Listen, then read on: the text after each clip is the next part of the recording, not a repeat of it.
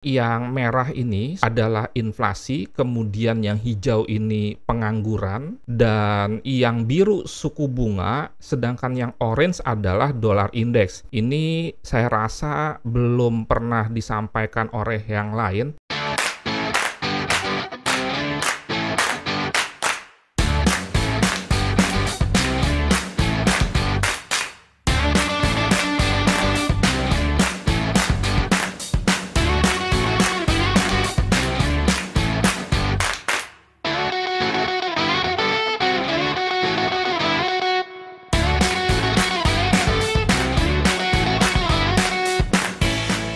Pagi-pagi semangat pagi semua, salam trading tenang senang, kembali dengan Nofri Simanjuntak, melanjutkan episode sebelumnya, yaitu krisis, resesi, bahkan depresi ekonomi, awan gelap di tahun 2023. Saya akan membahas perbandingan antara krisis ekonomi di tahun 1998, 2008 dan 2022 ini dengan 4 data, yaitu yang pertama tingkat pengangguran, kedua inflasi, ketiga kenaikan suku bunga, dan keempat gerakan harga dari US dollar itu sendiri. Jangan lupa yang dimaksud dengan depresi ekonomi itu sampai keadaan yang cukup parah di atas stagflasi. Stagflasi sendiri adalah keadaan di mana terjadi krisis ekonomi dalam arti 2 kali berturut-turut PDB atau GDP atau pertumbuhan ekonominya kontraksi minus, selanjutnya diikuti oleh hyperinflation di mana harga-harga meninggi terutama untuk energi dan juga pangan. Di sisi lain, itu menimbulkan kenaikan suku bunga dan terhambatnya pertumbuhan ekonomi. Sektor industrial, sektor komersial itu mengalami penurunan, kemunduran omset, dan lain sebagainya.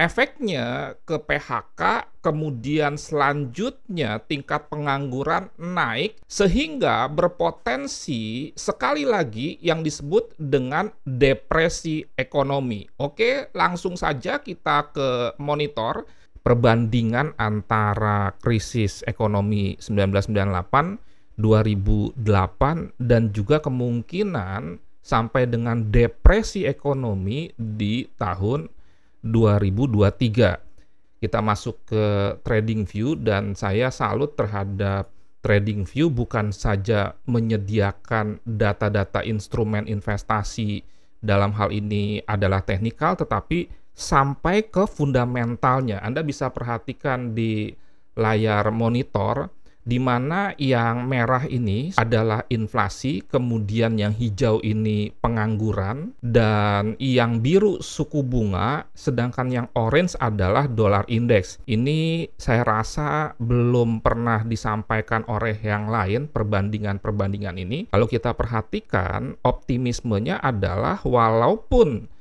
inflasinya naik dan itu tertinggi sepanjang paling tidak 30 tahun sejarah Amerika. Anda lihat yang merah ini tertinggi, ini sebelumnya tertingginya di sini, history high-nya, dan ini resisten ternyata di breakout, tetapi penganggurannya turun. Nah ini, kalau Anda perhatikan di tahun 2028 dan 2028 ini adalah puncak dari krisisnya, tentunya juga di tahun 2007 sudah ada tanda-tandanya. Sama seperti juga saat ini, di 2020 itu sudah ada tanda-tanda yang berkaitan dengan COVID, walaupun karena masalahnya adalah virus, sebelum-sebelumnya tentunya tidak ada tanda-tanda. Kalau masalahnya ekonomi, pasti ada tanda-tanda dalam bentuk naiknya pengangguran, tingginya inflasi, dan lain sebagainya. Ini sudah menunjukkan terjadinya kenaikan pengangguran ini karena COVID, dan setelah itu turun. Jadi ini optimismenya dibandingkan kalau Anda perhatikan 2008, itu inflasinya naik, dan ini sampai ke puncak tertingginya Agustus 2028. Setelah inflasinya naik, dibarengi juga dengan kenaikan pengangguran. Nah ini, yang hijau ya, kenaikan pengangguran. Kita tidak melihat angkanya, tetapi soal kenaikan dan penurunan saja. Sedangkan di tahun ini Inflasinya naik tapi tingkat penganggurannya turun. Ini yang menjadi optimisme yang tidak terlalu dibahas oleh ahli-ahli ekonomi, dan ini bicara fakta bukan hanya sekedar asumsi. Kemudian juga kalau Anda perhatikan suku bunganya itu memang mengalami kenaikan. Tentunya ini biasanya sebuah hal yang perlu dilakukan pada saat inflasi naik. Sedangkan di sini memang suku bunga itu naik, pada akhirnya mengalami penurunan, dan pada saat penurunan ternyata inflasinya malah naik. Kalau kita perhatikan lagi, masih ada ruang dari The Fed untuk menaikkan suku bunga sampai ke sini kalau kita melihat history high level suku bunga sebelumnya itu adalah sebuah resisten.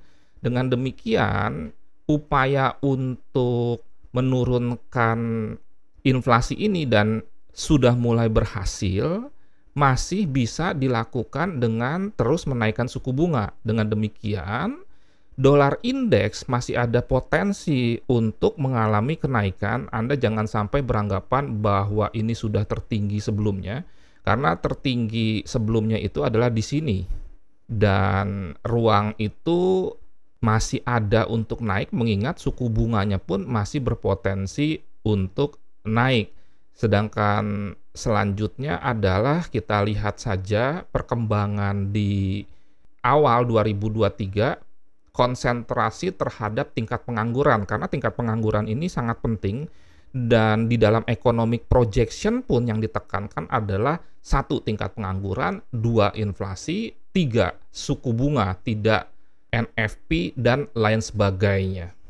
Sekian, terima kasih. Semoga bermanfaat dan menjadi berkat, dan juga semoga tadi yang saya uraikan perbandingan krisis 2008 dengan 2002 dalam kaitannya dengan kenaikan inflasi, tetapi di sisi lain di saat ini tingkat pengangguran turun, tetapi di tahun 2008 tingkat pengangguran malah naik, bisa menjadi optimisme kepada kita bersama.